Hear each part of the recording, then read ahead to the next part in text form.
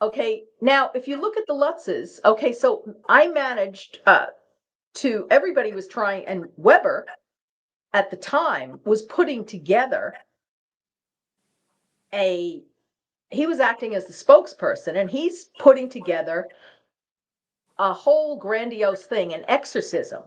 He was going to have white Wiccans go into the house and do an exorcism. And he was inviting Channel 7, Eyewitness News, which was, I think they were number one in the ratings, local ratings at the time. And I was calling him up because the Lutzes, after that first press conference, they just disappeared. They went to ground. Nobody knew where they were. Now, they couldn't do that today, 50 years later, because there were no mobile phones, there was no internet. At that point, nobody was stalking the Lutz, or the Quarantino, Lutz, the three children's schools, which they would be doing today. Right. Kathy didn't work. George worked at the family surveying business, the William H. Parry surveying business. But all of a sudden, they just disappeared. They clearly weren't at the house. The local Amityville police knew where to reach them, clearly. But everything was going through William Weber. So when I called him up and said, hey, I'd like to speak to them, he said, well, yeah, we're going to do this channel. I said, Channel 5 would like to get in and, talk to them. Well, we're going to be doing this event, an exorcism with white witches at the house. Channel 7 is going to be there, but yeah, Channel 5 can come too. So no doubt he would have had representatives from every major media outlet. But suddenly, at some point, Weber and the Lutzes have a falling out. Oh. They had a falling out very early on. George Lutz was a control freak. Okay, so when I couldn't reach him, because Weber was blocking everything or controlling everything, I left a message for George Lutz at his business and told the person who answered, I said, oh, my name is Laura Didio, and I think this family needs help. I have a lot of contacts, legitimate contacts in the paranormal community, and I'd like to help them. Could you please give him my number? So he got the message. He called back into the private line in the Channel 5 newsroom, and I wasn't there that day. I wasn't there at the time he called back, but I got the message. And when he called, everybody on who answered the news, phones knew who he was, and they were immediately trying to get him to talk to one of the reporters. And he says, no, I'm only going to talk to Laura Didio. And he didn't know me from a hole in the wall. But anyway, I called him back, spoke to him for about 10, 15 minutes on the phone. And it was on a Friday. And he said, could you come out and meet with my wife, Kathy, and myself? And I'm like, sure. Now you have to figure I'm 19, 20 years old. I'm like, scoop, because at the time, journalism, this is again, right after Woodward and Bernstein and All the President's Men. So the idea of being an investigative reporter was one of those go-to things. Just an exclusive access to something like that. Yeah. Well, so all I could think of was how this was going to help. Yeah, I wanted to help them. Don't get me wrong, but I'm thinking, wow, this is a big feather in my cap. Sure. And it could help me get promoted, help me with, visibility, etc. But I truly did want to help them as well. And by the way, there wasn't like there was any extra money in it for me. I got my paycheck. You worked if you had to work 12 hours, you got overtime, 15 hours, you got overtime, but you just worked. So what I did, he said, could you come out the next day, which was a Saturday? It was my day off. And I said, yeah, I'll meet you. He says, meet us at my business, my office. I said, okay, fine. I didn't tell anybody in the newsroom about it at the time because I figured, what if I get out there, he doesn't like me and I'm not going to get the interview? Then it's like, career over Yeah, or before yeah. it starts. That's what I'm thinking. So it's better to not tell anybody and then come back and say, I've got the exclusive. And which I did. And the first person we tried to call was Hans Holzer, who wanted to be paid for it. He wanted to do this as a documentary, get paid. And he had done a documentary back in 1968 for Channel 5 on a haunted discotheque in New York, which had been the former home and stables of Aaron Burr, who had killed. This rings a bell. Yes. Yeah. And Yeah. Sybil Leek was the person who was in there because the ghost of Aaron Burr, who killed Alexander Hamilton in the duel, was supposedly haunting this then discotheque. So I said to Hans, I said, no, I said, he hadn't really heard about the story yet because it wasn't really blown up yet. Only still local. Yeah. So then the second people I tried were Ed and Lorraine Warren, who picked up their phone. They said, yes. I said, well, could you come down here tomorrow? And they lived in Monroe, Connecticut. And all they asked for, Lorraine said, could Channel 5 pay for our gas and toll money?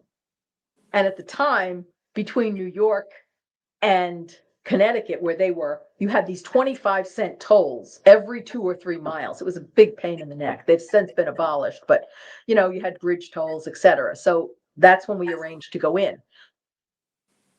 The Lutzes were adamant that the kids be kept out of it. Now, Danny Lutz, I'm circling around to answer your original question from 10 minutes ago. Danny was the oldest. So Danny was 9.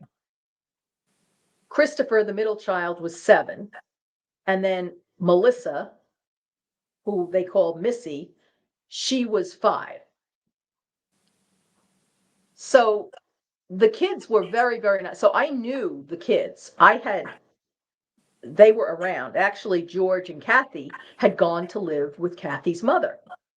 And Kathy's mother was a very hardworking, middle-class woman who lived in a nice 3-bedroom, very middle-class, very modest house out in West Babylon. And they moved in with Kathy's mother, and she was a very Irish Catholic woman. And when you went into her house, she didn't just have statues. She had a crucifix on the wall that was the size of a crucifix that you'd see in your local church. Okay, she had a very good job at Grumman Aircraft. Oh, she was no nonsense. And the 3 kids had to share a bedroom, and her other daughter, Mickey, was living there with her at the time. And Kathy had a brother Jimmy, who had just gotten married. And when he was in the house, that was one of the things that the Lutzes said, that he was paying for his wedding. He had his cash to pay for his wedding reception, and that money disappeared. That was one of the things George said. But the kids, Kathy had married her high school sweetheart, right. And they had gotten divorced. So Danny was the oldest. He was very devoted to his mother. He was a very intense kid, very strong-willed, even from an early age. There was no way he was going to like his stepfather. There was no way he was going to like any other parental figure that he came said that. in. He made his mind up. He was not going to get along with him. Yes. Christopher, the middle child, he was more malleable. And let's be very clear. George Lutz said that he and Kathy were very impacted by whatever was in the house. They did not call it a demonic force. They did not call it ghost or haunting. At no time early on did anyone ever suggest that it was the ghost of the murdered DeFeos that was there. Ed and Lorraine Warren, some of the other psychics who were there for the psychic seance that we had on March 6th, 1976, they said it was a, sort of a demonic force. It wasn't. And Lorraine during the seance said it came from the bowels of the earth, and that another man, a priest, was going to come in and perform an exorcism, and he would be the one to rid the house of the evil. And it's very important to say at this point that during that seance and during the 10 hours we were in the house, 8-10 hours, nobody solved anything. The Warrens did not solve anything. They were in the house. We went in with them in February, like February 23rd, 24th, with just us, Steve Bauman, our investigative reporter at Channel 5, and our film crew. We went through the house, just us at the time. And George would not even go on the property. Okay. But it was funny. One thing that did happen, because Ed and Lorraine had no idea what the house looked like inside. There hadn't been a lot of pictures published, and this is a year and a half later. But when she got up to the 3rd floor to what was Ronnie's bedroom, she started to step over the threshold, and I was standing right behind her, and she stopped suddenly and said, "I can't go in here. I just feel evil." And she sensed blood in the master bedroom, a lot of blood, scenes like that. That's not a hard stretch, but the way she recoiled and went backwards when she got to Ronnie's bedroom, that she would not have known. I mean, you could say it's a lucky guess, but there were 5 other bedrooms in that house, so go figure. But getting back to Danny, he did not like George. George and Kathy said that their personalities were altered when the longer they stayed in the house. George always said, and this was in the movie, he was constantly building fires. He didn't want to go out. He stopped bathing. Their sex life suffered. They got abusive towards the kids. Right. They made them, they hit them with wooden spoons. Now, let's say with abuse, okay, they were not beating them with a cat of 9 tails. They were not starving them. They were not locking them in a closet or a cage or anything like what you see today. But certainly there was some corporal punishment. He said that they made them, he made them march around the living room like drill sergeants, etc. George also claims, and of course, the Lutzes bought a lot of the furniture that the DeFeos left. Did you think that was odd? Well, yes and no. Okay. First of all, I don't know about you, but I would not have bought a house, even if you were giving it to me for giving it away or gifting it to me, where 6 people had been violently murdered. You have a point. Okay, but if you buy into the fact that, okay, yes, 6 people were murdered, we're buying this house, we're getting it for a very good price, and clearly the DeFeo and Briganti families did not want all of that stuff. Michael Briganti, who had commissioned oil paintings of the family, including his, or his grandchildren. Butch is in one of the pictures. I'm sure you've seen it online with his father, Ronnie Sr. Yeah. And they're smiling. And then there's, the kids and the posing. He took the Michael Briganti Sr. took those pictures. And I don't know what other personal effects they took, but understand something, and this is creepy. When the police, after it was no longer a crime scene, and after the Briganti and DeFeo families took whatever they wanted to take, that house was never cleaned. It was not staged for showing. Yeah. So when Kathy Lutz got in there and they moved in, she was still cleaning blood, brain matter, bone fragments off the walls and the floors. So I don't know about you, but if I find that, I'd be very squeamish about that. They did not, obviously, they bought the bed frames. The mattresses were gone because they were soaked with blood. Yeah, I can't wrap my head around any of that part. No, I couldn't do that either. Now, Danny, even as a 9-year-old, he was not cowed by George, who was a control freak. Danny is a Scorpio. Okay? And he acts like one. He's not cowed. And if you saw the Amityville Horror documentary, he actually says in the documentary, he tried to hit George over the head. He wanted to kill him. Yeah. Oh, yeah. I mean, he made several threats throughout that documentary. Yes, and he's very intense, and he has those glacier blue eyes. In fact, a close friend of mine who was watching the documentary, she turned it off after 5 or 10 minutes. She was just scared and creeped out by Danny. But Danny, what happened? So you got these kids. You figure Danny was probably 7. His brother was 5, and his sister was 3 when the parents got divorced. So that has to rock their world. And divorce was not as common then in the 70s as it is now. So there would have been a stigma. Oh, where's your daddy? You don't have, and their father was in the picture until Kathy gets together with George. And then George is insisting that he adopt those kids. And somewhere along the line, the father is being pushed aside. Out. Oh, they made him change their names. Well, Chris took his name back. And one of the things yes, he's Christopher Quarantino. But so here's these kids. Their parents get divorced. That's enough of an upheaval for young kids. The mother is Kathy's looking for security. She was working, as a waitress. She's a very pretty woman, very sweet woman, very soft-spoken. She meets George Lutz, and he looks like stability. He's another local Long Islander. He was also divorced from his first wife, but had no children. But he's native Long Islander. He's an ex-Marine.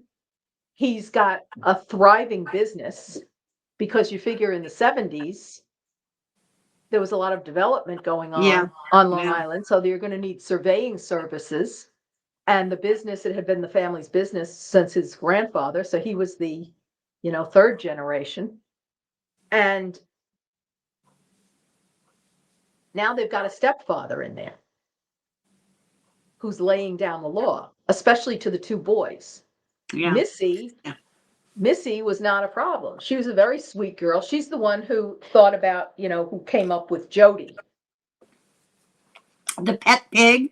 Well, actually, Jody, what they said to me at the time, Jody was not a pig. Jody could be whatever. It was a shapeshifter. It could be whatever it wanted. Oh, take the form really? Of a pig or what have you. God. But also, he said, when they moved in the summer of 76 from Long Island to San Diego, Missy was looking out the window and she says, oh, there's Jody on the wing. Oh, my God. So it followed them. Interestingly, decades later, I was having a conversation. I had many conversations with Lorraine Warren about this. I said, hey, what do you think of Jody between you and me? Do you think that this was real, or do you think that this was a kid's imaginary playmate? Just like what you saw in The Exorcist with Reagan, Linda Blair, the character Linda Blair played, talking about Captain Howdy. I don't remember that. Okay. It's too long ago. Well, she was playing with a Ouija board. Mm. And this Captain Howdy came through, and this was supposedly an imaginary friend. And I said, do you think this is an imaginary friend that Missy had, or, Jody? She says, and Lorraine and I both thought, yes, this is an imaginary friend, and that became part of the narrative. Again, when I first talked to the Lutzes, they were very, very convincing. But everything but Dracula, Frankenstein, and the Wolfman and the Mummy were thrown into the mix.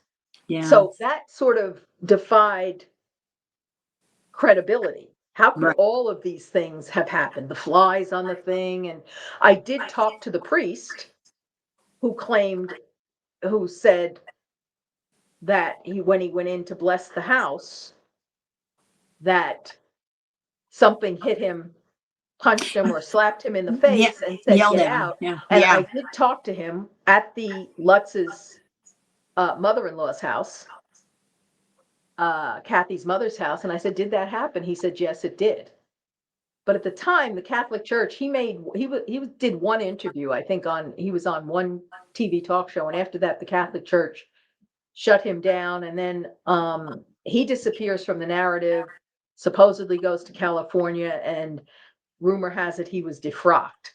Now, because the Catholics did not, the Rockville Center Diocese did not want to be associated with some of these things. Now, you actually have the Catholic Church sends priests to Rome to be trained in exorcisms, and you can, they have a PR department based out of Chicago that they'll refer you to for cases like this. You might not find out much, but they do they're not hiding it in the closet. And also Jewish, but there's a whole sort of a sea change in the Catholic Church about a lot of these things. They've come full circle from the Middle Ages, when it was just, pro forma. Of course, that's all true. Now there's a guy, I'm so bad with names. He's retired from the Vatican. I believe he's a priest. I think he was a linguist or a translator for the Vatican. And he is 100% all in on everything that the Vatican has and has not released about UFOs. Yes, and there's also a priest, Father Daniel, who's based out in Tennessee, who's based down in Tennessee, who's an exorcist and talks about this. I have to be honest with you. Not too much scares me, but the topic, the details of these stories of demonic possession and exorcism, I don't even like to hear them. And I have a reputation here on my channel for facing a lot of difficult things head on. But that is one topic that I can't go there. I'll talk to you about little gray aliens from now until the cows come home, but I don't want to hear about the demons. That's so scary to me. I don't know. Father Daniel Rehill, who is at St. Catherine of Siena Church in Columbia, Tennessee, he has his own YouTube channel, and he's very much up. He talks about exorcisms, and he does this. He's from Mineola, Long Island. So what's his last name? Rehill, Rehil. I'll have to check him out. Okay. Now that I said I don't want to talk about it, but maybe I can watch it. But no, he's very interesting because he was actually in the corporate world before he became a priest. What he did was he made a pilgrimage to Medjugorje in Bosnia-Herzegovina. Mm-hmm. Yeah. And he said at that point he experienced a miraculous conversion after he had been a fallen away, a lapsed Catholic. And then he ended up finding a vocation to the priesthood and became a priest. So after 9/11 in New York, he left New York and moved to Boston, and he went to the seminary. And then for a while he became a contemplative hermit. And anyway, he's now in Tennessee. So he's also the exorcist. His ministry, part of his ministry is he's the exorcist of the Diocese of Nashville. And he's it's very, very interesting when he has his own YouTube channel, and he's also on Instagram. So you can look him up there, but he gives, very powerful speeches. But getting back to Danny was, and I knew him because I visited with the Lutzes in 1978 out in San Diego. So I saw the kids after this, and it was very obvious. Christopher was afraid of his stepfather.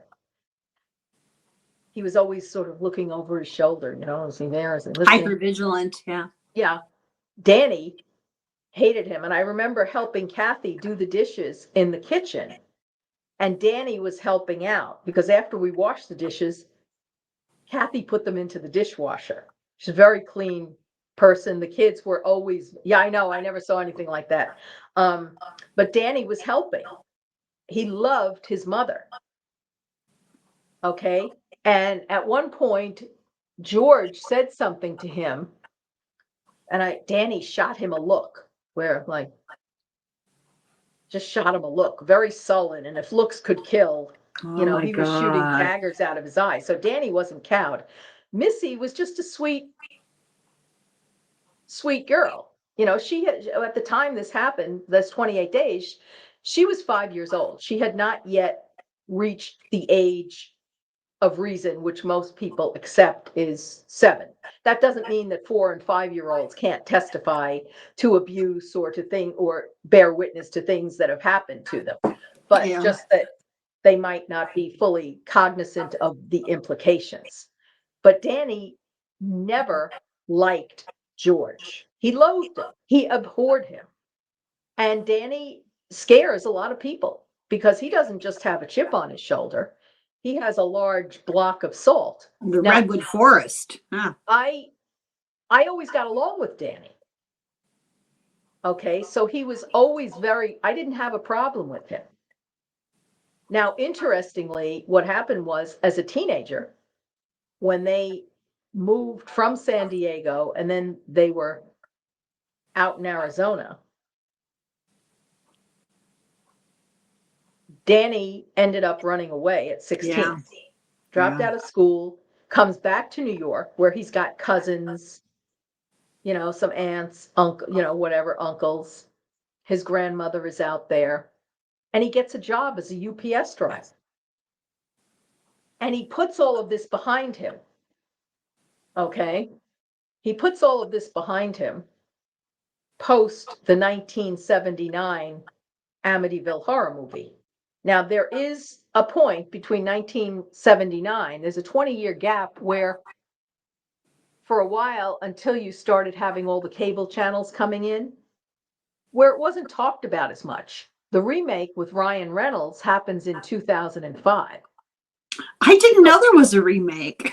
Yes. Yeah, and there's supposedly another remake of the remake that's coming out. Oh my God. So Danny comes back to New York. He gets married, has a couple of kids. He doesn't even tell his wife about it. She went to the video store one night, and for people who are, today's generation, without streaming and stuff, you had video stores like Blockbuster, which had every Friday night. Yeah, so people were there to rent movies for 2 or 3 days, and the wife goes to the video store one night and she sees the Amityville Horror there. And she's reading the back of the case, and it talks about the Lutz of the Lutzes and what happened. Her in-laws. No, she doesn't know this. She didn't associate. Oh, she didn't even realize he was. Oh, wow. Wow. Yeah. So she comes back home and says, "Is this you?" And he says, "Yeah." So Danny was flying under the radar. Now, in one of those weird coincidences, when he's the UPS driver, Danny's route ends up being in my hometown in Queens. And it was funny because another friend of mine who lived in town, when she saw the documentary, she said to me, "Oh my God, I recognized him. He was our UPS guy." So isn't that weird that Danny comes up there? And so for 18, 20, almost 20 years, he was a UPS driver, and he got into a confrontation with somebody because I guess they recognized his name on the badge and must have been challenging him about it, saying, "Oh, you weirdos, you frauds," or what have you. And Danny was a 9-year-old kid. So whatever you think about the adult version of Daniel Quarantino Lutz, as a 9-year-old in that house, he had nothing to do. He had no control over that. No. Yeah, exactly. He's a minor, but he locked that away, and he wanted nothing to do with George. Then somewhere in the mid to late 1980s, George and Kathy Lutz divorce, and Danny, then the next thing you know, the remake comes up with Ryan Reynolds. And I guess MGM must have contacted him and said, we'll give you money in exchange for using your name. So Danny says, okay. So once that happens, it was like the floodgates were opened for Danny, which he had, I think, repressed. So when we sat down, Eric Walter, who was the producer, the director, the writer, he had been contacted by a friend of Danny's. Danny was living, actually, this is another ironic thing. He was living at the time in Whitestone, which is Queens, which is the next town over from where I grew up. And this friend said, hey, I'll partially fund this documentary. Do you want to talk about it? So that's how this came to fruition. So Eric Walter, who is a brilliant documentarian, and he likes these mysteries, he approached it as sort of as you said at the beginning, a psychological profile. Oh, absolutely. Yeah. And he did a good job. Yeah. So interestingly, and Eric reached out to me and said, would you like to be, involved in this? Because I had done several documentaries at that point, had been interviewed about it, but I was doing other things. Okay. I was not trying to make a career out of Amityville the way a lot of people were trying to do. And there's a whole cottage industry that grew up where people were either trying to claim things like Hans Holzer, certainly the Warrens did a lot of lecturing on it. They didn't make any money from the investigation, but they went on the lecture circuit. And it wasn't until the Conjuring movie came out that they actually were able to monetize what they had done in their career. And the Warrens never asked anybody for money. So these people who say the Warrens are frauds, whatever, if you believe it, that's fine. But they were never they always came from a place where they wanted to help people. And they never asked. I got the sense from what little I've seen of them that they held a sincere belief. Yes. But that one scene where she's clutching the piece of the true cross. Oh, I have to tell you, my name is Helen, so I know all about Saint Helen, mother of Constantine. She found the true cross because who knew it was lost? She found it. And if indeed everyone who claims to have a piece of the true cross really does, that thing was as big as the Twin Towers. Well, that's funny that you should say that, because my father used to laugh about people who claim to be descendants of the people who were on the Mayflower when it set sail from England in 1620 to America. And he says, how many people were on that thing? In fact, there were 102 passengers and about 30 crew members. So it was about 132 people, but you would think it was like, he says, this sounds bigger than the Queen Mary. So yes, relatively speaking, and Lorraine Warren was always devoted to Padre Pio. Now, if you notice in that documentary, so Danny, when we did that documentary, okay, I think all of this stuff, and I think when the remake was done, and suddenly now he's in the spotlight in 2005. The documentary was 2011, 2012.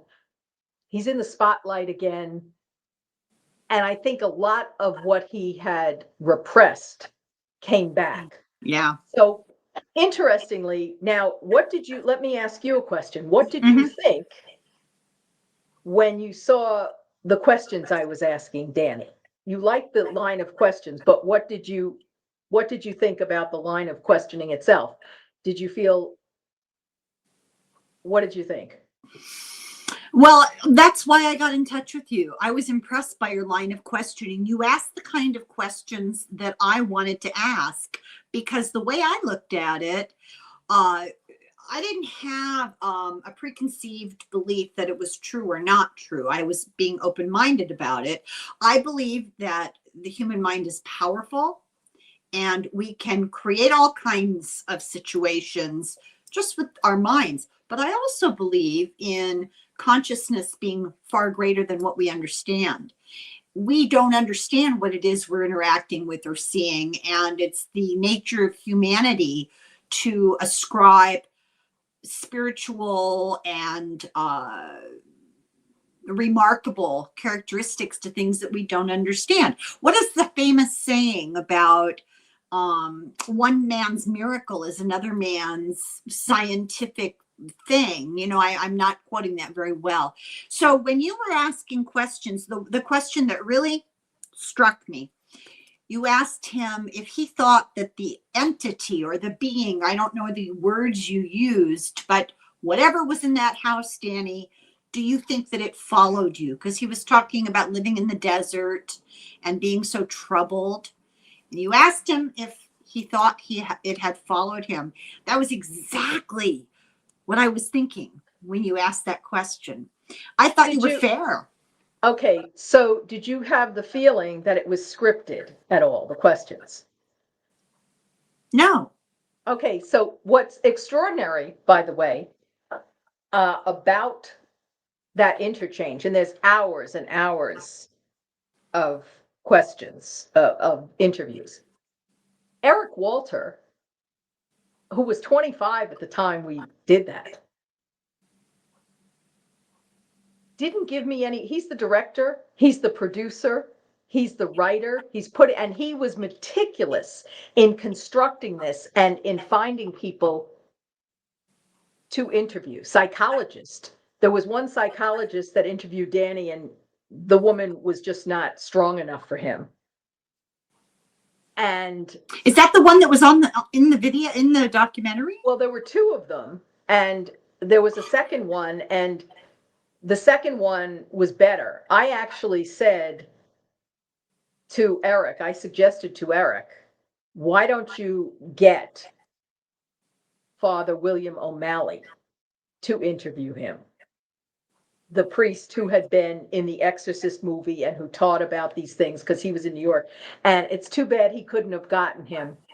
But the second psychologist, basically Danny had them buffaloed.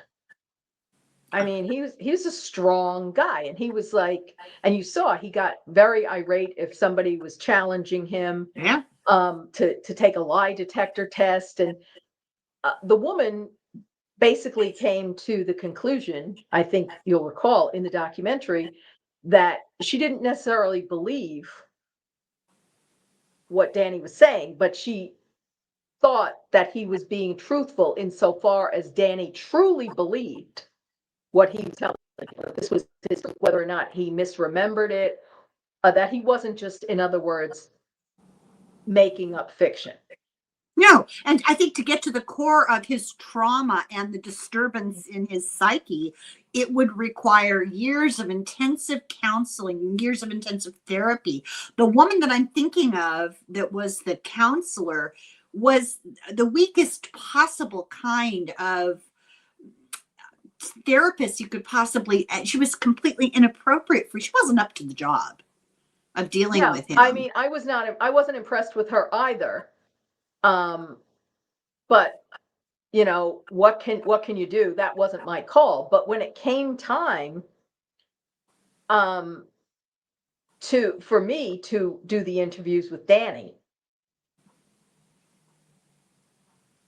Eric didn't give me any direction. I think that's good. I think it worked. He did not give me any direction. He just let me do my thing. And at that point, you figure this happened in 76, the original thing with the Lutzes, and then they move out. So now we're at 2011. So it's 35 years later. And I knew the story inside and out because I was, and it wasn't until I think Hans Holzer, the Warrens, etc., a lot of the principals passed away, and of course the DeFeo family was gone. And many of the people I was the youngest person covering this at the time. And quite frankly, I went on and was doing investigative reports. To see, the dichotomy in my career is that on the one hand, I had done a lot on the paranormal and paranormal stories, but most of the time I was doing investigative reporting on police corruption, political corruption, corporate America, greed in corporate America, things like this. Very, very fact-based. Then I switched and I went into high technology. Again, about as far away from the paranormal as you can get. As you can get. So I was. Or is it? Yeah, Ghost in the Machine, right? Yeah. But so when most of the original protagonists had passed away, and now you've got streaming coming in, and you've got cable channels, 250 channels, now streaming platforms, everybody is screaming for new stuff. So that's when people started coming to me more as a source. And originally during this thing, I was able, because I also did some research 9 months later for Hans Holzer, who realized he had missed a golden opportunity to be in it. So then he contacts William Weber, calls me up, and he went into the house, and I didn't know he was aligned with Weber. And he says, hey, we can get into the Amityville house. And this was in January of 1977. And could I do some research for him on this book that he was doing? And of course I had all the research. And we went into the house in January of 77, and he had Ethel Johnson Myers there. And she went into a trance. And by the way, I was very surprised when I got to the house in January 77. The house was empty. All the furniture was gone. The Lutz's stuff was out. They had had an auction of some of their stuff, and etc. And here's William Weber, who's there with Hans Holzer, because Hans hadn't given me the background. So Hans went on to do several books, and he also did a book, and he jumped the shark on doing this book. He had to he was positing it was fictionalized. Okay, where he basically says he had to use different names. And he ended up doing this thing, Murder in Amityville, and then he did another book, The Amityville Curse, etc. And he was positing in this other thing that there was, without using the names of the DeFeos, he changed it to another Italian name, but it was a fictionalized version of the DeFeo family with the same thing. And he was positing that there was an incestuous relationship between the oldest son and the oldest daughter. So and that just wasn't, that wouldn't have flown. And I have to say, as much, Hans Holzer was a brilliant researcher, a very prolific writer. He was very fact-based, but he jumped the shark on that one. And I have to say, I lost a lot of respect for him to do that at that point. He was later in his career, just to make money. Get on the bandwagon, yeah, make money while he could. So go ahead, sorry. But with Danny, so that wasn't scripted. I didn't have a list of questions. I didn't have the feeling that it was scripted. I felt you were genuinely reacting to what you were getting back from him. And Danny could be very tricky to deal with. Yeah. He gave Eric Walter a very hard time.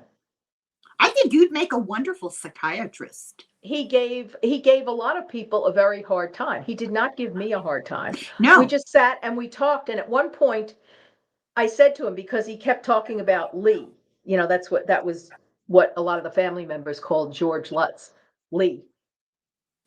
And he was saying, Lee, this, and I basically said to him at one point, you might recall this, forget about Lee. What about you? How did you feel about what went on in the house? Did these things happen? And he talked about how he and his mother were sitting in the kitchen one day, midday, and they felt something whoosh through them. Right. The banquette there. Yeah. Yes. And then he also talked about how he and Christopher, they had Ronnie DeFeo's Jr.'s bedroom.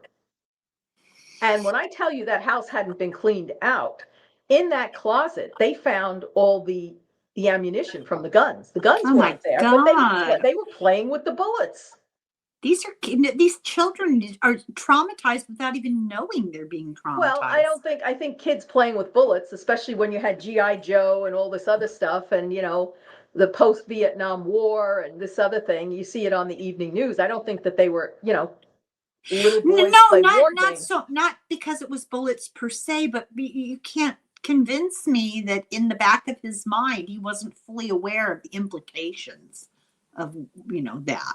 Well, he did say, I mean, certainly he recounted the fact, and Christopher did too, that one night they were in bed and they saw this figure, a black-robed figure, sort of floating towards them, and that had to be scary. And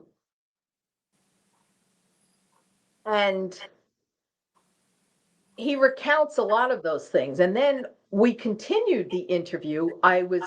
We were in an SUV and I was driving and we're on the Long Island Expressway. And we were mic'd in the car, and then Eric and the other members of the production team were in a separate SUV following us.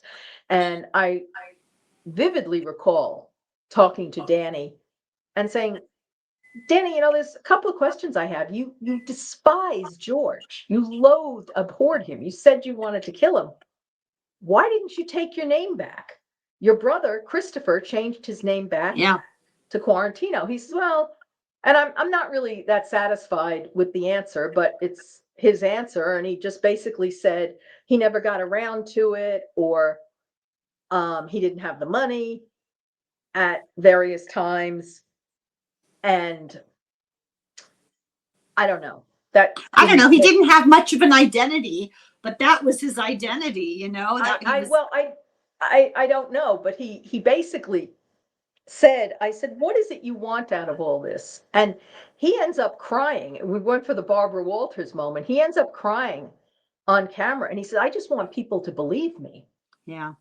And that, I think, is very genuine. You have to understand, when these kids were damaged, not only did they have the parents divorce, the mother marries a stepfather, that the two boys, I'm not talking about the girls, because Melissa and then Kathy and George had two daughters together before divorcing.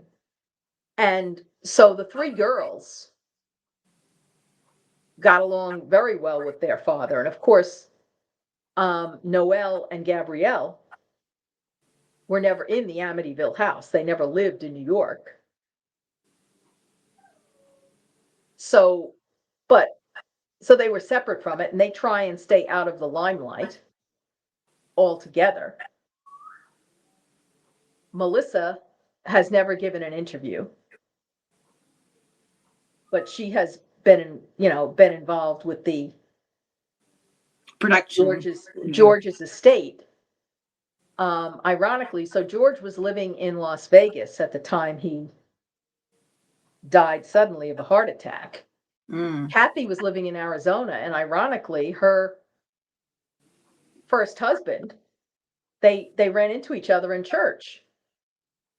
And they said, what are you doing here? What do you do? I live here. Well, I live here. What are you doing? Oh, wow. So they ended up living in the same town. Yeah. Which is, I mean, what are the chances? And that's weird. And, Christopher is in Arizona. I'm not sure, Danny goes back and forth, but those kids were very damaged. I mean, they're kids. We have to figure, even though when that story broke, they were still going to school. you have to figure kids would make fun of them. Then I can't even imagine the trauma.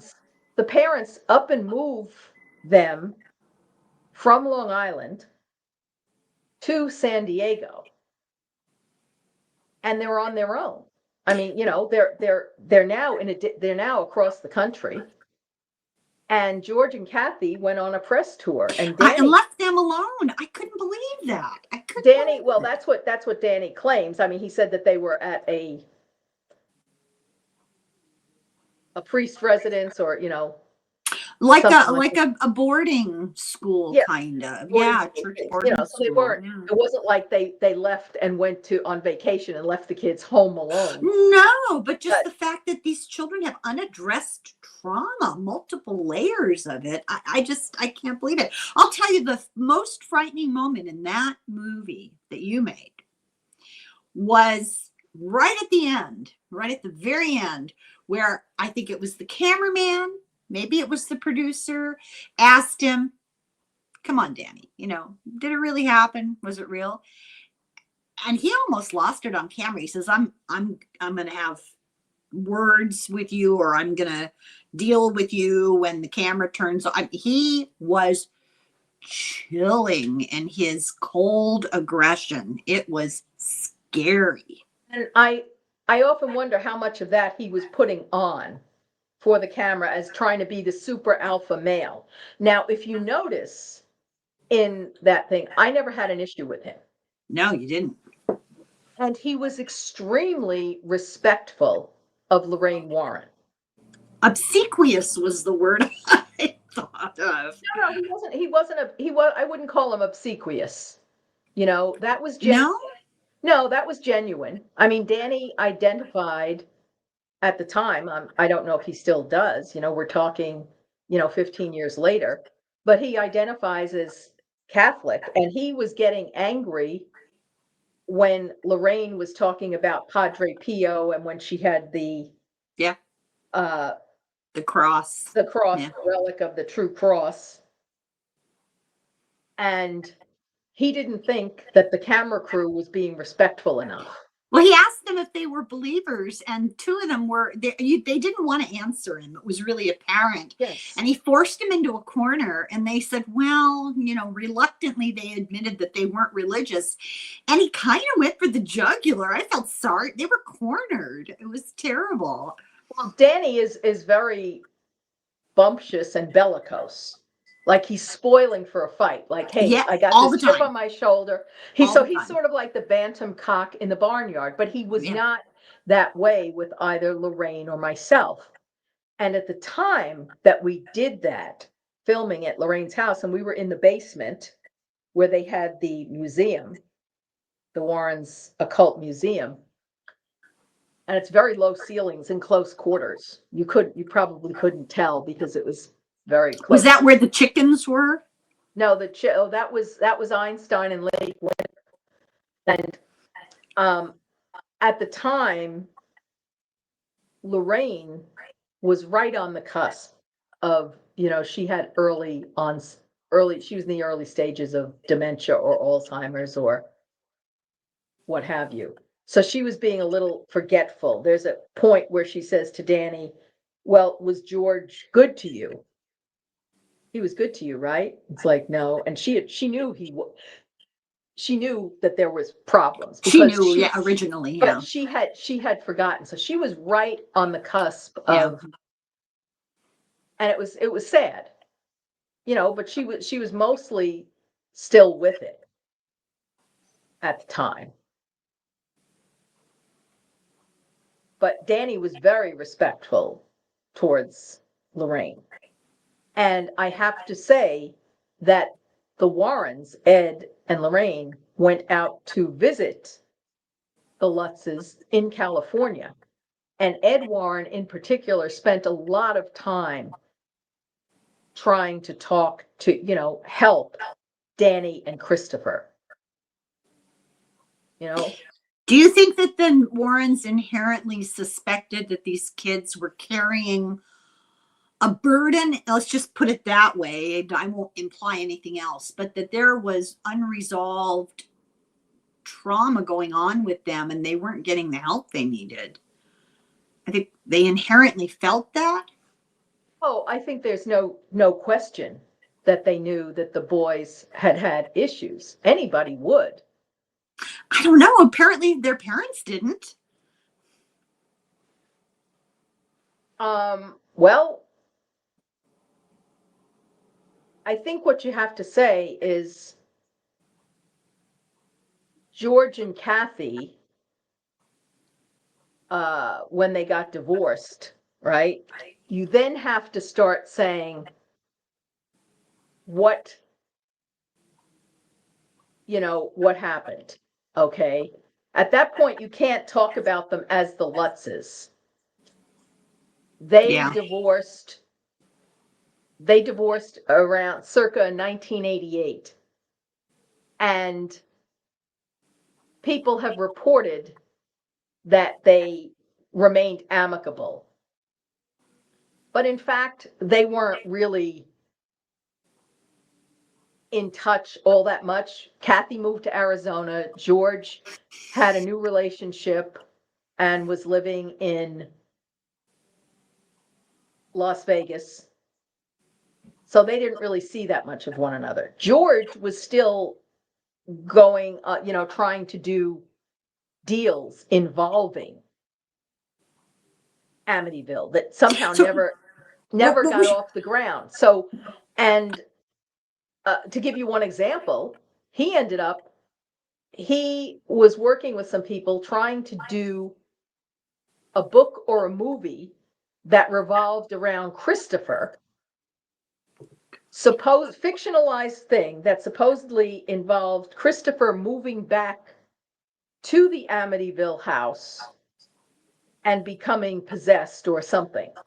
The only problem was he didn't bother telling Christopher about it. So Christopher sued him.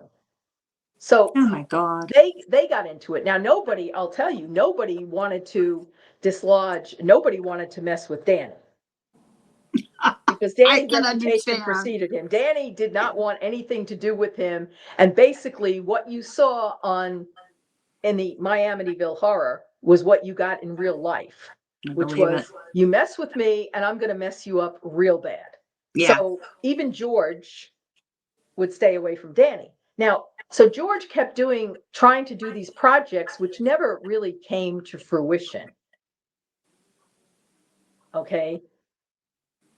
And he was involved in all these lawsuits. Kathy, she had Valley disease, which is a form of, I guess, emphysema or something, and she had also had breast cancer. But so she dies in 2004, but from 1988 to 2004, so 16 years, she and George were not really in touch. Kathy basically is just living a very quiet life, doing charity work, delivering Meals on Wheels in suburban Arizona. She made very few appearances and she was on oxygen. If you see her in the History's Mysteries thing. I'll have to look for it. From 1999 or 2000. So, but she went to her grave. Kathy was genuinely a devout Catholic Christian. And she went to her grave saying, nobody's going to tell me that, I didn't make this up. This was real. And I sincerely doubt that if she had made it up, and you're facing your maker, and you're a devout Catholic, that you would not unburden yourself at the very end and say, yeah, this was fabricated. There's no doubt that many parts of the story were fabricated. They just gave the tapes to Jay Anson, 45 hours worth of tapes. They didn't meet with him in person. And Jay Anson basically fabricated a lot of things. He said it was based on a true story, but he fictionalized things. So, for example, when that book showed up in the Channel 5 newsroom, Marvin Scott and Steve Bauman, the two reporters at Channel 5 who were in it, they had a fit when they saw that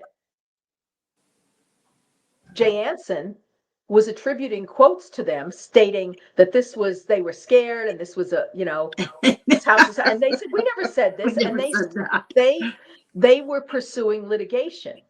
Wow. Against him. The only thing that stopped that was Jay Anson's untimely death. Wow. So, but Kathy, she was not out there trying to promote it. She was not promoting herself. She was not really talking about it.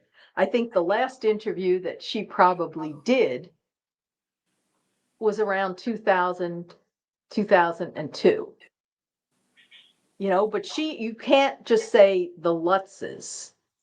So yeah, you have to their So from motives were separate. Yeah. From 1988 until 2004, when she passed away, while when they were doing the remake of the My Amityville Horror, she was not front and center on that. Now, how much, and I don't think after all these lawsuits, I have never seen as many lawsuits. Oh, really? As is around the Amityville thing with all this, people who were debunking it, everybody suing this one. Weber was suing the Lutzes. They were countersuing, etc. I mean, it was unbelievable. So well, let me ask you this really quickly. George, was he a complete scam artist? Or was there just something wrong with him and he believed half of what he said? Did he believe all of it? What was going on with him? What I will tell you is this. When I first met them, my first reaction when I went out there to talk to them, and I'm 20 years old, my career is just starting, 2021. They were very convincing. Even though a lot of what they were saying was incredible. And it really defied belief. But I remember, and I have all of my original notes because I'm finally writing a book about, and I have all of my original tapes and notes and from that night of the thing. He was trying to promote a narrative. He was trying to control the narrative. But once you're in New York City, the communications capital, the media capital of the world, there's no way you can control the press. I believe this is my opinion, because when you're dealing with the supernatural, unless you've actually talked to a ghost, a spirit, what have you, it's kind of hard to get this on tape. I'm not just talking about orbs and things in a photo. You have to suspend belief as we know it in this physical world, okay, and say, wow, I saw this is scary, or I had this impression. So it's hard to pin down. So I don't tell anybody what they should believe or what have you. I think something happened to them in that house. We did a background check at Channel 5 on George and Kathy, and there was nothing up to that point. These were two people who were 29 years old. George was an ex-Marine. He had lived a very unremarkable life. He had been divorced. Kathy had been divorced. But there was nothing, there was no scams. They weren't scam artists, either separately or together, before this story came out. I do think that with his personality, because when I met him, he reminds you of a wire that was like really tightly wound, and it was ready to snap. Yeah. He was definitely the stronger personality. Kathy was very sweet. In fact, that first time that I met them, and spent 6 hours with them at the William Parry Surveying Company offices, Kathy would sit there like this, and she was very soft-spoken, and she would speak haltingly. And when you asked them things, they didn't want to talk about the last day that they were in the house and what had happened. That was very nebulous.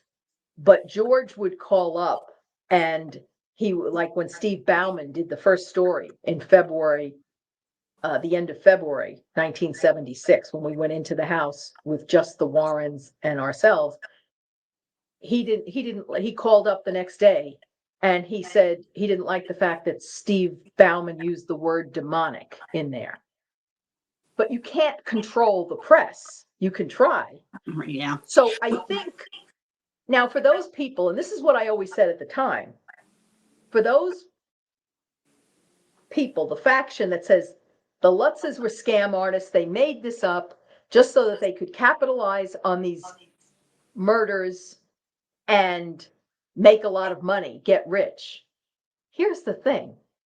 How many so-called haunted houses have you heard about in this country or worldwide?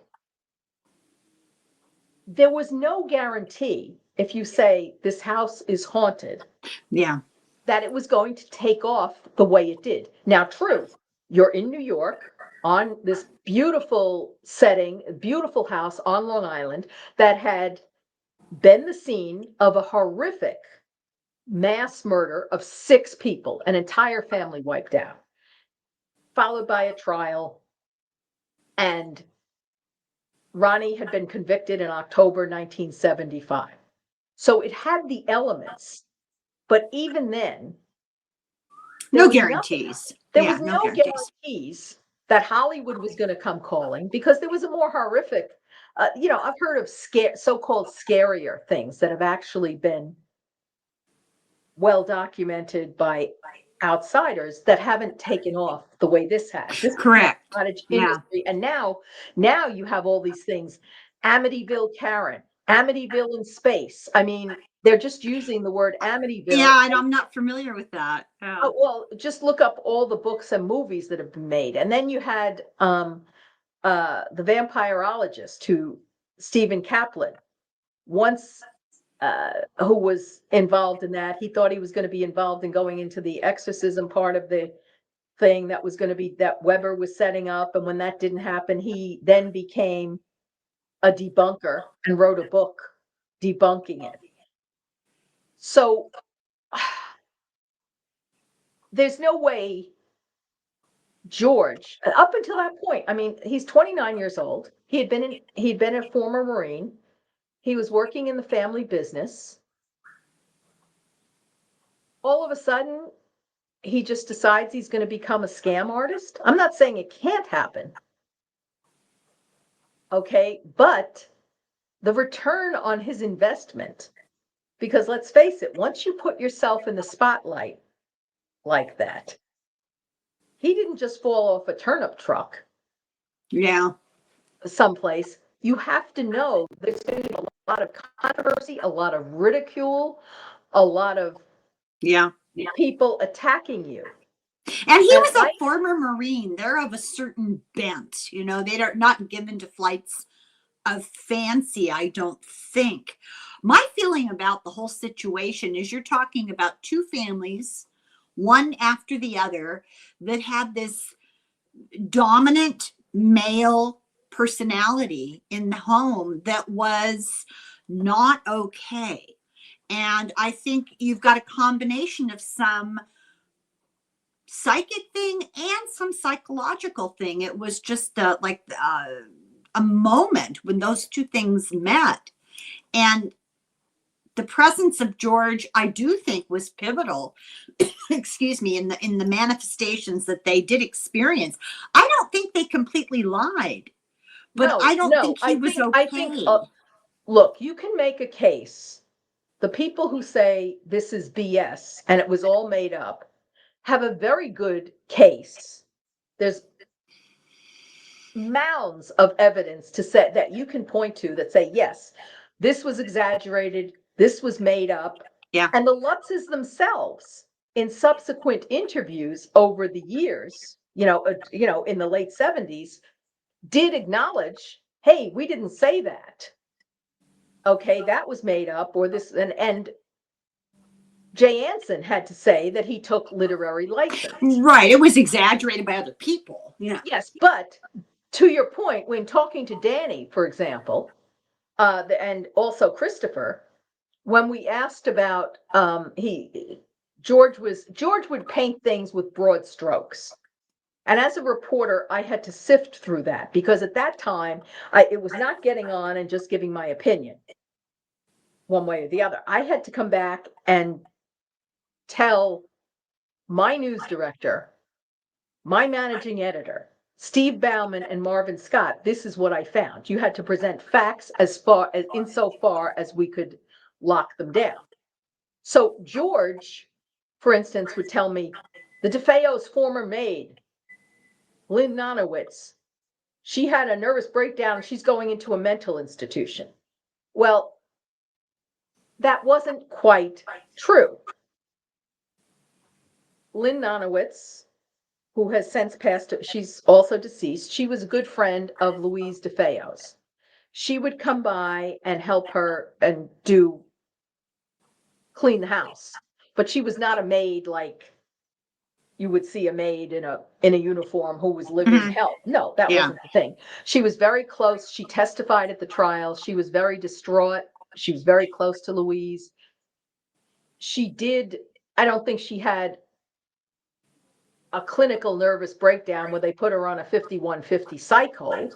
Right. She did go, I think, away for a few weeks just to recuperate after this.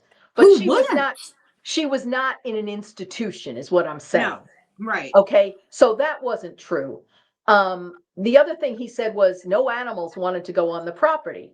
That wasn't true. He also said that their dog, Harry, tried to hang himself to get off the property.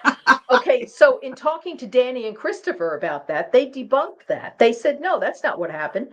They had the dog in a pen outside, and he was on a leash, and it was too short.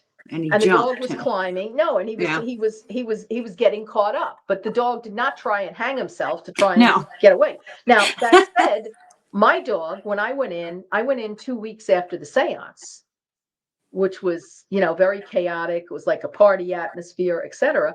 I went in on my own 2 weeks later because I had their house keys.